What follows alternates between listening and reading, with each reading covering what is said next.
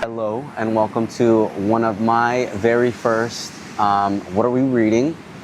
And today we bring you The Body Keeps Score by Bessel van der Kolk. And I've been reading this book for a while. I'm not really used to big books. This one's about 421. The way that this book came across to me was my sister's had it. So it's technically not my book, but I've had it for a while and I've already destroyed it. I mean, if you could see with all my notes and everything. The way that this book came across to me was that I think in just conversation, my sister and I had been talking, and I had just finished another book, which was The Alchemist by Paulo Coelho. And I think I just wanted to dive into some of the books that I've been wanting to have. So the way that this book came across to me was in conversation with my sister. She's a big bookworm and has plenty of novels, plenty of literature. And it came up on the topic of a conversation where she was having yet again another conversation with her therapist, and The Body Keeps Score by Bessel van der Kolk came up, where her therapist let her know that maybe this isn't the book that she should be reading at that time. And I just jumped at the opportunity where I just wanted to read it because, of course, The Alchemist is only roughly about 150 pages. So I just wanted to read something a little bit more hefty.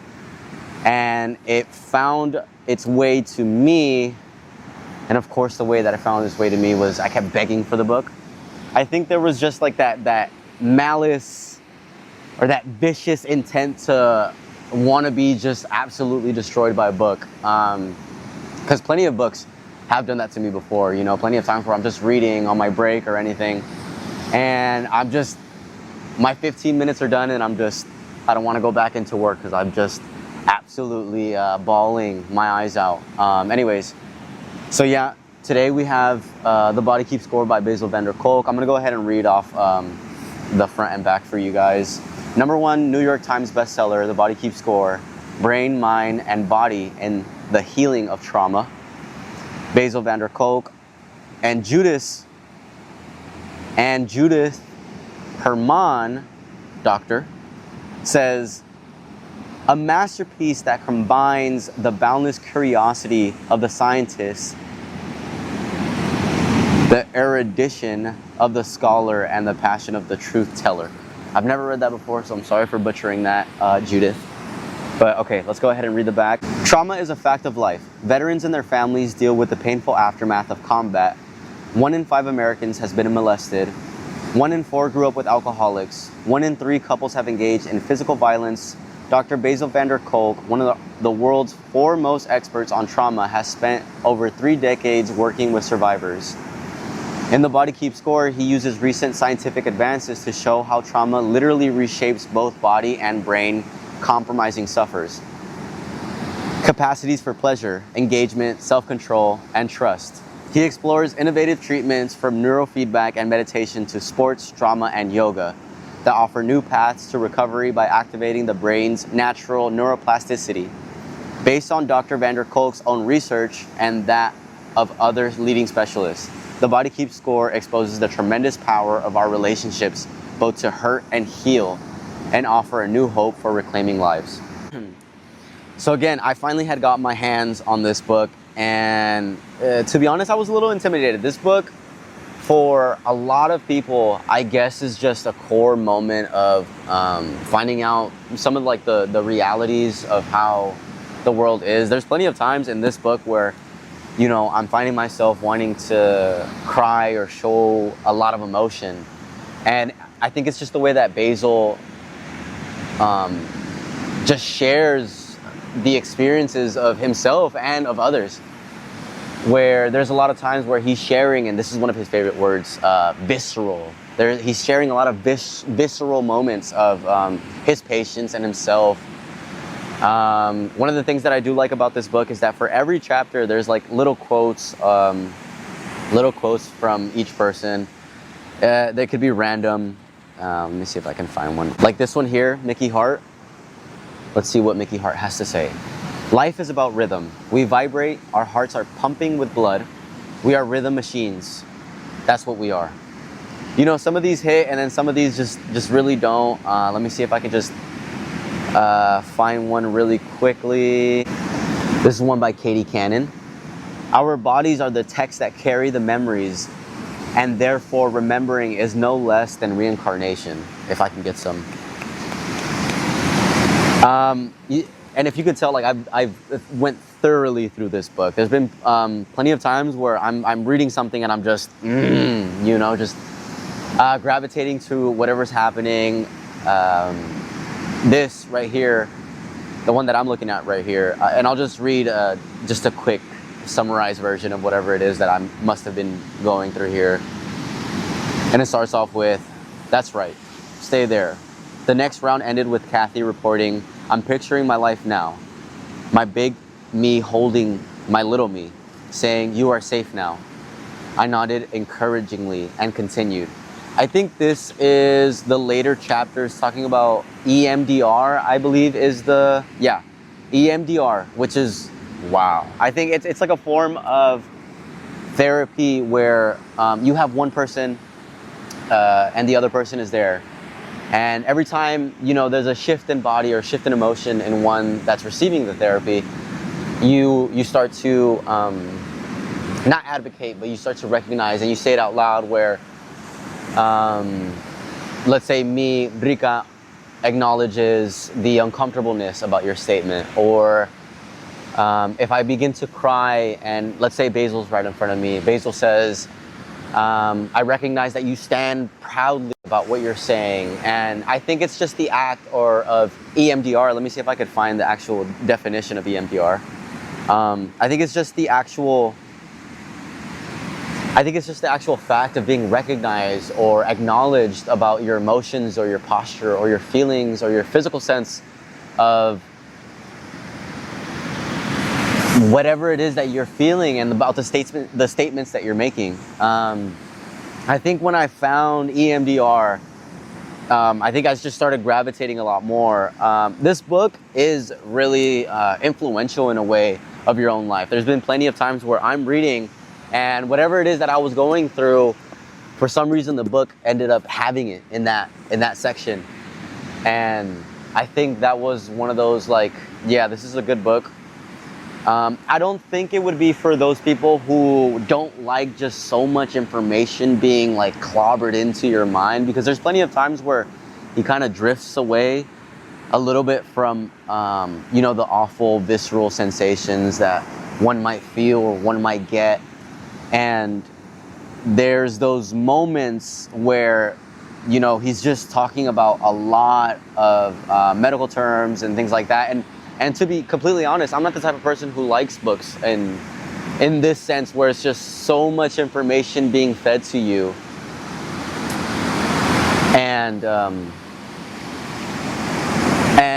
I think Bessel had found a way to really just have a direct balance of the information that he's giving you, plus the stories of his patients and the stories of himself, to just bring you back into reality. And I think it does have, you know, sort of a sense of a good tie-in between chapters and chapters. There's been this book has, I think it's 19 chapters. 19 chapters.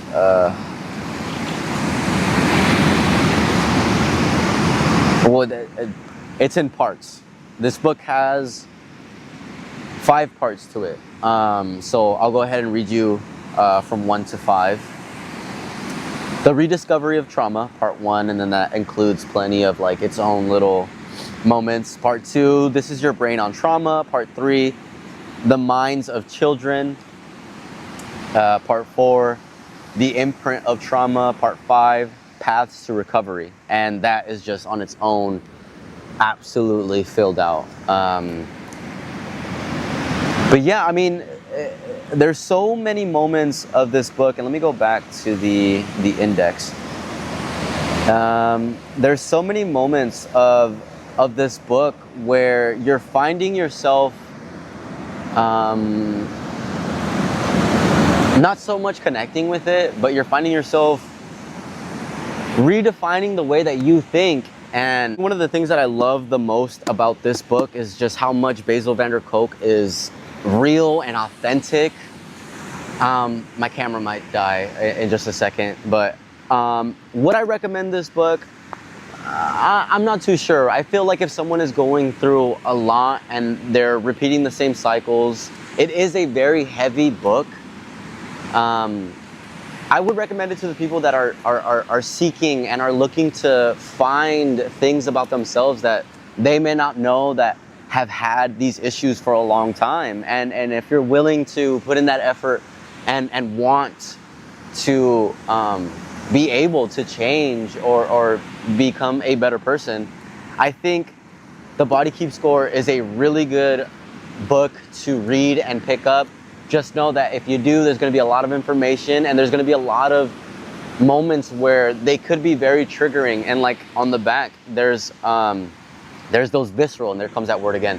There's those visceral moments where he brings up with his patients or himself, where there is heavy themes, and it's very difficult to not want to continue reading. But I think if you're looking to find something in your inner self and find that want to change, I think Bessel van der Kolk is a really good author, really good scientist, a really good innovator in psychoanalysis and psychotherapy and psycho whatever it is. I think the New York's #1 bestseller, Bessel van der Kolk, A Body Keeps Score, is a really good read. Let me show you guys what I'm looking at right now before my camera dies.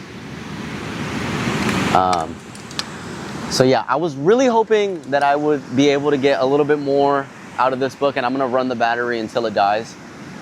But other than this, I really enjoyed it.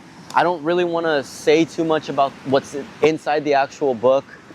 I really hope that if you guys do find the time to read it and then, go through it yourself, mention on the comments maybe a chapter or part of the book that you just couldn't handle. Maybe it was too much, because I know that there's a lot of moments in these books where I think he pinpoints specific traumas in people, where it's not that he's trying to dig anything out of you, but he just wants to be so authentic in the sense of someone has gone through this.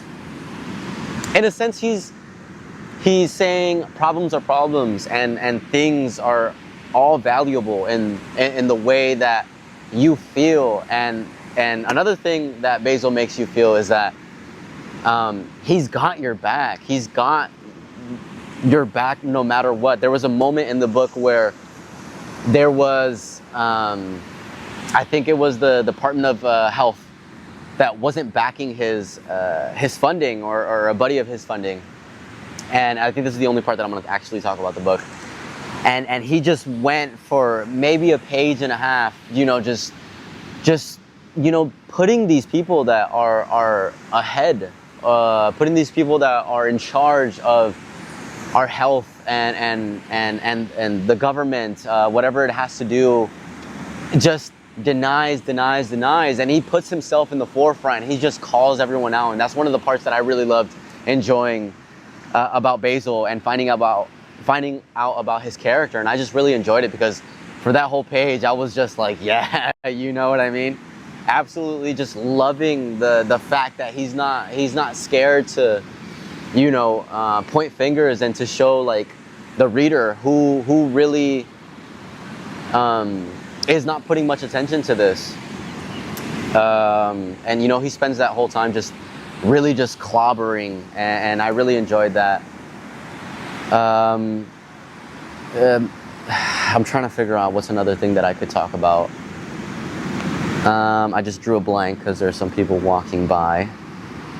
I don't know if I explained that right, but he stands up for you, and it showed with the community behind him, because then he started getting funding from the community, and I think that really shows his aspect of, regardless of whatever it is that you're going through, you always have yourself at the end of the day, and apart from everything that he shows you, and everyone that is included in this book, and so many thank yous to whoever collaborated in this book, and an extra thank you to Bessel van der Kolk and his wife.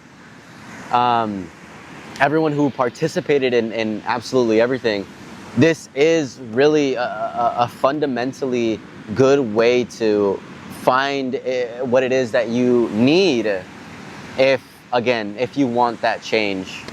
And I drew a blank, but one of the things that Bessel van der Kolk stands tall on is there would be so many things in the world fixed if we rooted, and back to what I was saying, and this is one of the things that he felt very strongly about where he got the community backing, was that he believes to his core that if we were to put so much focus into childhood trauma and the trauma that we Ouroboros, in a sense, that we just keep cycling through and continue through, if we just invested so much more time into that, there's a statistic in here that I just can't be bothered to find right now, but there's a statistic in here that says that if we focused on that and then we actually invested in putting money into childhood trauma and trauma, then I'm gonna throw out some random number, but that 80% of our problems would be solved, and there would be so much more or so much less of the violence, of the physical violence, and of all the other, there comes that word again, the visceralness of the world and what it has to offer and what people do to hurt and to love you and to heal you. But yeah, then again, you know, there's just so much good in this book. But if you do not like your books to have so much information, I would not recommend it. Other than that, if you're looking to find yourself to be evolving yourself into a better person, or finding what it is that you are lacking of, or if you're repeating the same cycles, The Body Keeps Score by Bessel van der Kolk, I would absolutely recommend. And I'm gonna leave you guys to watch the sunset for a little while. I hope you guys enjoyed. And if you guys want to, go ahead and give it a read. Now look at the sun.